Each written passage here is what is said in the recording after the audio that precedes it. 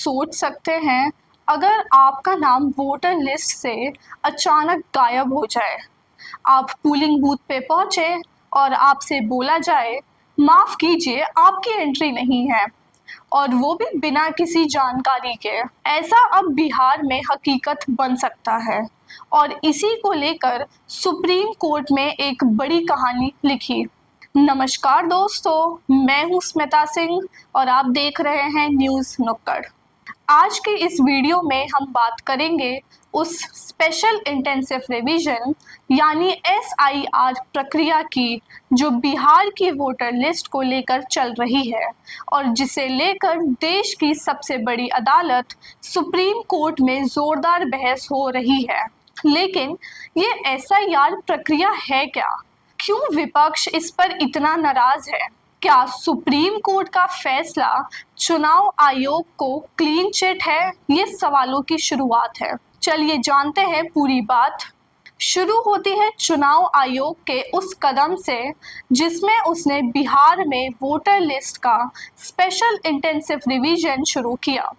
मतलब मतदाता सूची को दोबारा खंगालना, नाम जोड़ना, गलतियां सुधारना, ये सब तो ठीक था, लेकिन जब लोगों के नाम बिना सूचना के इस लिस्ट से कटने लगे, तब विपक्षी पार्टियां भड़क उठी। इंडिया गठबंधन ने आरोप लगाया है, ये सब एक साजिश है, मकसद है अपने वोटर हटाओ और दूसरों के बचाओ। और जब बात नहीं बनी तो मामला सुप्रीम कोर्ट पहुंच गया।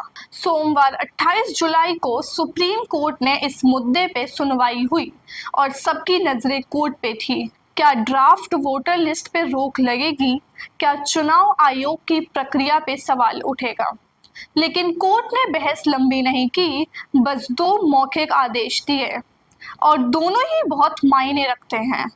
पहला, ड्राफ्ट वोटर लिस्ट पे कोई रोक नहीं लगेगी, यानी 1 अगस्त को लिस्ट जारी होगी जैसी योजना थी।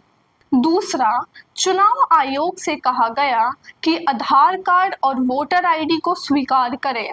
अब तक चुनाव आयोग कह रहा था कि ये दस्तावेज भरोसेमंद नहीं है। कोर्ट ने इस पे सख्त टिप्पणी दी, तो फिर आपके 11 दस्तावेज भी फर्जी हो सकते हैं। जस्टिस सूर्यकांत की ये बात पूरे मामले को टोन सेट कर गई। SIR प्रक्रिया नाम काटने के लिए नहीं, नाम जोड़ने के लिए होनी चाहिए। इलेक्शन कमीशन ऑफ इंडिया का दावा है कि उसने अब तक 7 करोड़ वोटरों का डेटा इकट्ठा कर लिया है। 91.69% ने फॉर्म भर दिया है, लेकिन विपक्ष कह रहा है ये आंकड़े असलियत नहीं दिखाते। कई जिलों में फॉर्म घर घर पहुंचे ही नहीं, मृत लोगों के नाम भी फॉर्म में भरे गए। तो सवाल यह है, क्या शुद्धिकरण है या सेलेक्टिव सफाई? अब 1 अगस्त को ड्राफ्ट वोटर लिस्ट आएगी, इसके बाद 1 महीने का दावा आपत्ति काल शुरू होगा। अगर आपका नाम गलत है या छूटा है तो आप फॉर्म भर सकते हैं, डॉक्यूमेंट दे सकते हैं और अफसर अगर संतुष्ट हुए तो बदलाव होगा। लेकिन अब ये प्रक्रिया किस हद तक पारदर्शी होगी, ये देखना बाकी है। इंडिया गठबंधन ने साफ कहा है, अगर SIR प्रक्रिया को फिर से रद्द नहीं किया गया तो बिहार विधानसभा चुनाव का बहिष्कार होगा। यानी अब ये सिर्फ कानूनी मामला नहीं है, एक बड़ा राजनीतिक मोड़ भी लेने जा रहा है। तो अब फैसला आपके हाथ में भी है। क्या सुप्रीम कोर्ट का ये स्टैंड सही था?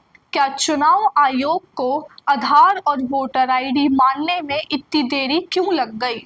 और सबसे ज़रूरी, क्या आपका नाम वोटर लिस्ट में होगा? कमेंट्स में बताइए, क्या आप इस प्रक्रिया से संतुष्ट हैं?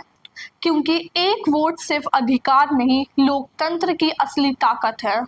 तो दोस्तों, सुप्रीम कोर्ट ने कहा है कि प्रक्रिया अभी रुकेगी नहीं, लेकिन नजरें खुली रहनी चाहिए।